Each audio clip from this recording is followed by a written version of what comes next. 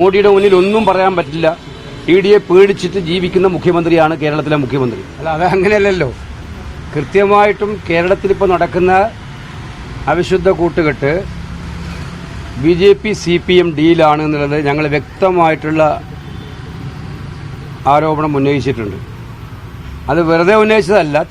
നിങ്ങൾക്ക് നോക്കിയാൽ അറിയാം, CPMന്റെയും BJPയുടെയും സ്ഥാനാർത്ഥി പട്ടിക നോക്കിയാൽ അതിൽ കൃത്യമായി മനസ്സിലാകും പരസ്പരമായ അന്തർധാര, സഹായിക്കാൻ വേണ്ടിയിട്ടുള്ള അന്തർധാരയുണ്ട്.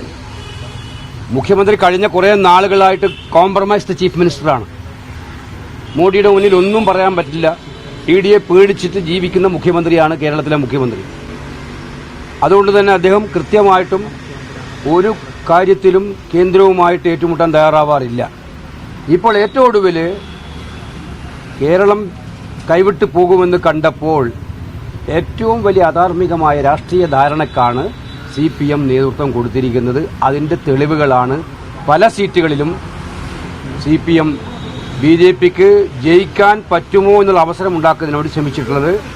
പല സീറ്റുകളിലും BJPക്ക് ഏറ്റവും ശക്തിയുള്ള സീറ്റുകളിൽ പോലും അവർ നേരിട്ട് സ്ഥാനാർത്ഥികളെ നിർത്താതെ CPMന് അനുകൂലമായിട്ടുള്ള നടപടി ഉണ്ടാക്കിയത്. ഇത് പാർട്ടി അണികൾ അറിഞ്ഞുകൊണ്ടായിരിക്കില്ല എന്ന് എനിക്ക് നന്നായിട്ട് അറിയാം.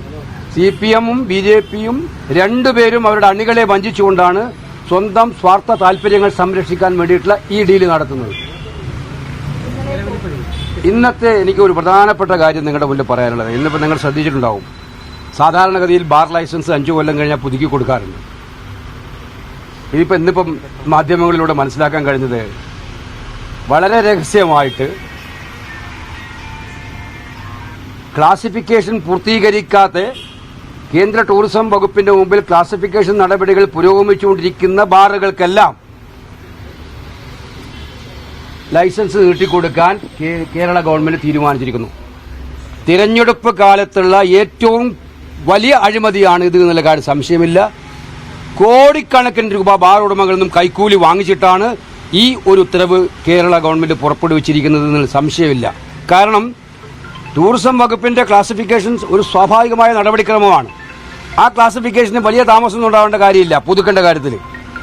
അപ്പോൾ ആ ക്ലാസിഫിക്കേഷന് കാത്തു നിൽക്കാതെ, ആരും അറിയാതെ, സർക്കാർ വെബ്സൈറ്റിൽ പോലും പ്രസിദ്ധീകരിക്കാതെ രഹസ്യമായിട്ട് ഈ ബാറുകൾക്കെല്ലാം ലൈസൻസ് പുതുക്കി കൊടുത്തിരിക്കുകയാണ്. നിങ്ങൾക്ക് നേരത്തെ അറിയാം, നേരത്തെ സംഭവിച്ചറിയാം. ബാറുകളുടെ സമയപരിധി കൂട്ടിക്കൊടുത്തത് നമുക്കെല്ലാവർക്കും അറിയാം. അത് അഴിമതിയായിരുന്നു. ഇത് കൊടിയ അഴിമതിയാണ്. കേരളത്തെ മദ്യത്തിൽ മുക്കിക്കൊല്ലാൻ വേണ്ടി ബാർ ഉടമകൾ അവരാവശ്യപ്പെടുന്ന മുഴുവൻ ചെയ്തു കൊടുക്കുന്ന സർക്കാരായിട്ട് മാറിയിരിക്കുകയാണ്. അതോടൊപ്പം ഇത് ഏറ്റവും വലിയ തിരഞ്ഞെടുപ്പ് അഴിമതിയാണ് നടത്തിയിരിക്കുന്നത് എന്നുള്ള കാര്യം സംശയം വേണ്ട. കോടിക്കണക്കിന് രൂപയാണ് ബാർ ഉടമകളിൽ നിന്നും ഈ CPM കൈപ്പറ്റിയിരിക്കുന്നത്. തെരഞ്ഞെടുപ്പ് നടത്തുന്നത് ബാർ ഉടമകളുടെ പൈസക്ക് തന്നെയാണ്. അല്ലെങ്കിൽ നിങ്ങൾ മനസ്സിലാക്കേണ്ടത്, ടൂറിസം വകുപ്പ്, ഞാൻ മനസ്സിലാക്കിയെടുത്തും കേന്ദ്ര ടൂറിസം വകുപ്പ് പല ബാറുകൾക്കും ക്ലാസിഫിക്കേഷൻ കൊടുക്കണ്ടാന്ന് തീരുമാനിച്ചിട്ടുള്ള അതുപോലെ ഇതിനകത്തുണ്ടെന്നാണ് പറയുന്നത്. ഇനി ഒരു വർഷത്തേക്ക് അവരുടെ ലൈസൻസ് ക്യാൻസൽ ചെയ്യാൻ പറ്റില്ല. ഒരു വർഷത്തേക്ക് ലൈസൻസ് കൊടുത്തു. ഇനി കേന്ദ്ര ടൂറിസം വകുപ്പ് ക്ലാസിഫിക്കേഷൻ ക്യാൻസൽ ചെയ്താൽ പോലും ആ ബാറുകൾ തുടരും. അപ്പൊ ഇത് കൃത്യമായ ഒത്തുകളിയാണ്, ബാർ ഉടമകളുമായിട്ടുള്ള ഒത്തുകളിയാണ്. നേരത്തെ സമയം നീട്ടിക്കൊടുത്തു, ഇപ്പൊ ഇതാ ലൈസൻസും അനധികമായി നീട്ടിക്കൊടുത്തു. ഇത് കൃത്യമായിട്ട് അത് കൂട്ടി വായിച്ചാൽ മതി. ആ ശബ്ദരേഖയുടെ ബാക്കി തന്നെയാണിത്. തിരഞ്ഞെടുപ്പ് ഫണ്ടിലേക്ക് വാങ്ങിച്ച കോടിക്കണക്കിന്, അത് ചെറിയ പൈസയൊന്നുമല്ല, കോടിക്കണക്കിന് രൂപ ഈ തെരഞ്ഞെടുപ്പ് നടത്താൻ കാണുന്നില്ലേ നമ്മളെല്ലായിടത്തും ബോർഡുകളും ഹോർഡിങ്സ്. എന്തൊരു ദൂർത്താണ് ഒഴുക്കാൻ നടത്തുന്നത്. അപ്പൊ അതിന്റെ ഏറ്റവും വലിയ അഴിമതിയാണ് നടന്നിരിക്കുന്നത്. സംശയമില്ല. ഇതിന് എക്സൈസ് മന്ത്രി മറുപടി പറയണം, മുഖ്യമന്ത്രി മറുപടി പറയണം. ഏത് സാഹചര്യത്തിലാണ് നീട്ടിക്കൊടുത്തത്? ടൂറിസം വകുപ്പ് അവർ തരുമായിരുന്നല്ലോ നടപടിക്രമങ്ങൾ അനുസരിച്ച്. ടൂറിസം വകുപ്പ് പറഞ്ഞാൽ അപ്പം നീട്ടിക്കൊടുക്കാം. അതാണ് നടപടിക്രമം. ടൂറിസം വകുപ്പിന്റെ പരിശോധന നടന്നുകൊണ്ടിരിക്കെ ഇത് നീട്ടിക്കൊടുത്തത്, ധൃതി പിടിച്ച് പരസ്യപ്പെടുത്താതെ നീട്ടിക്കൊടുത്തത് വളരെ വ്യക്തമാണ്. അഴിമതി നടത്താനാണ്, നടത്തിയിരിക്കുന്നു എന്നുള്ളതാണ് യാഥാർത്ഥ്യം.